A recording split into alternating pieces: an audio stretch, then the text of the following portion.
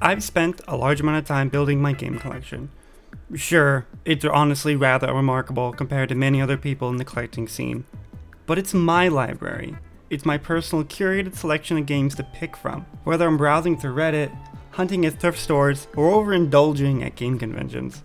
I've always really enjoyed getting a new piece to add to my set. And a lot of the time, I honestly find myself playing games with the expectation that I'll probably make a video on that game. So much so that I delay playing a game because I want to record it fresh and get my input for a new review. I recorded all of Paper Mario 64 last month, and I probably won't even make a video on that game anytime soon. And at the same time, I've been working on making my recording setup as efficient but convenient for recording and playing games as possible. I've gotten an OSSC for consoles that use component cables.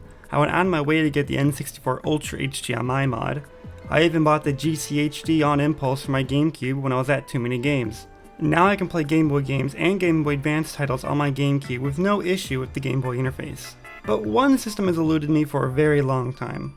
When an old friend of mine showed off his Loopy 3DS mod, I was insanely interested. I already loved creating video content, of course I'd love to get one myself. But the demand was extremely high and it was hard to get one. I didn't have the money and it wasn't something I could afford at that time.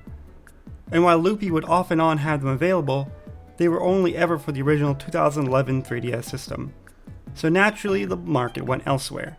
The other 3DS mod creators were known as Katsukity in Japan. They had capture kits for every model of 3DS, Wii U, Gamepad, PS Vita, and even the Switch in its handheld mode.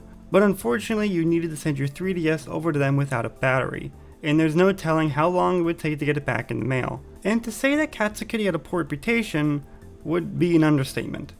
Their mods for the new series of 3DS systems are well known to be poorly put together and have a rather short shelf life. I don't own one, so please don't take what I've read online as what I've personally experienced. Their services are far too pricey for me to afford, as $500 was not something that a college student could pay for. And while I had considered saving up many times, I never got a chance since they finally had gone out of business, which I think had something to do with a change in Japan's modding laws. I feel they got out at the right time, since the market had run its course and no one really had a need to record 3DS footage now that new games were coming out for the Nintendo Switch.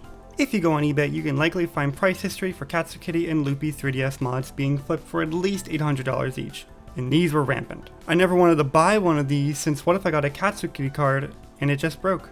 But I also couldn't afford to buy a Loopy 3DS either. Then one day my dreams were answered. After I had stalked Loopy's forums for a very long time, he mentioned that he had noticed the prices and he had considered ordering some more boards of people. Of course, people were interested. Why wouldn't they be? He wrote his usual comments about the possibility of maybe working on mods for the new 3DS systems, but not to get your hopes up for any time soon. Those systems are far too hard for him to work on, and they require much finer work than is feasible for him to do. So I continued to stalk his website often, until one day while I was showing the website to my friend, I noticed that they were available for purchase. I immediately bought one and spent the next 2 weeks trying to get a hold of a 3DS system in good condition that I could send to Loopy. I actually found two, and one is a Zelda model that looks immaculate. I don't think it had been used in a very long time, if ever. In fact, I think I'm going to send the other one just in case I need it for a friend or whatever. Anyways, I sent it into Loopy and finally received it back in the mail about a month later. I've got a few things I want to say about it, but I'd like to clarify that I've only had it for a few days now, so any long-term issues are not something I can make a comment on at this time. So as I mentioned, I've wanted to record 3DS footage for a long time, so much so that I wasn't able to record Hey Pikmin for my Pikmin review properly. I played the whole game on my real 3DS, wrote my review, then I recorded what I needed through an emulator so I could get decent footage. So here's my big disclaimer. If you don't have a personal code for reviewing games or just want to play them for yourself or for YouTube Let's Plays, I strongly suggest just using a Citra emulator. It may have some hiccups sometimes, but overall it's a perfectly useful program for suiting those needs. And assuming you can get backups of those games yourself, it's the much more affordable option. But Saffron, what's this I hear you can stream over your network from a 3DS? That's right, you can. My suggestion? Don't! First, you need a new 3DS or 2DS system that has already been hacked with custom firmware. I don't feel that soft modding the 3DS is particularly difficult, but if you aren't technically literate even a little, it's not a good idea. What you see on screen is the best possible footage I could get working, and that's with the program being set to best quality while sacrificing frame rate and the bottom screen. It's such a headache to use properly. The 3DS likes to lock when you're trying to work with NTR, and the amount of people on eBay trying to flip these things as streaming 3DSs is shameful. Look at this price.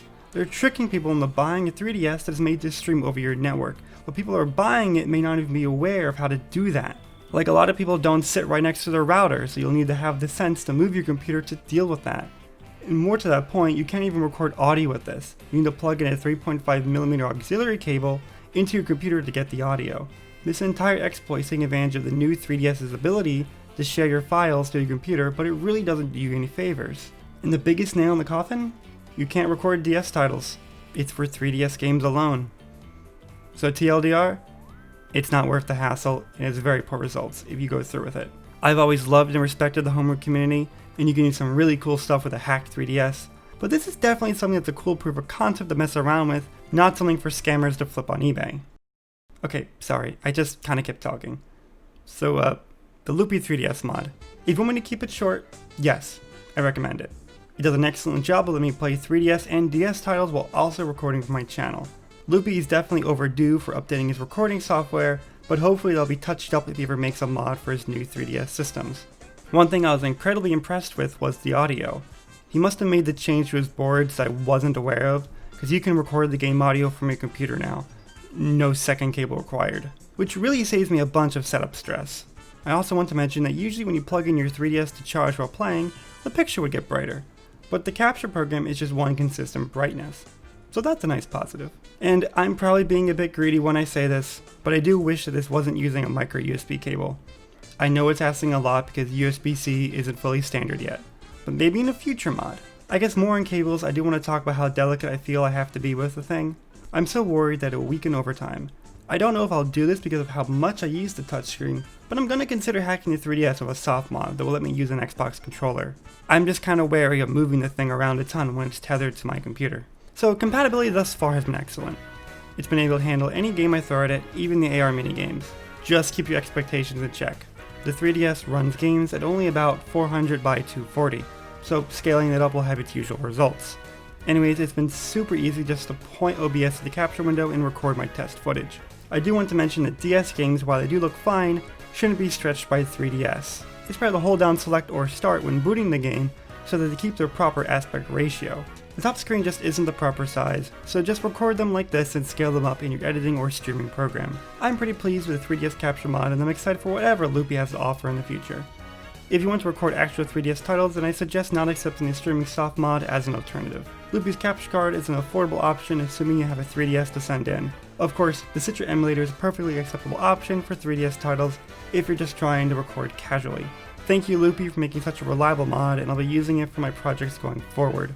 Currently, I'm planning on doing a multiplayer Zelda video, so that's a piece I'm jazzed to work on. Please leave a comment if you have any questions, or if you just have something to add. This has been Saffron. Thanks for listening.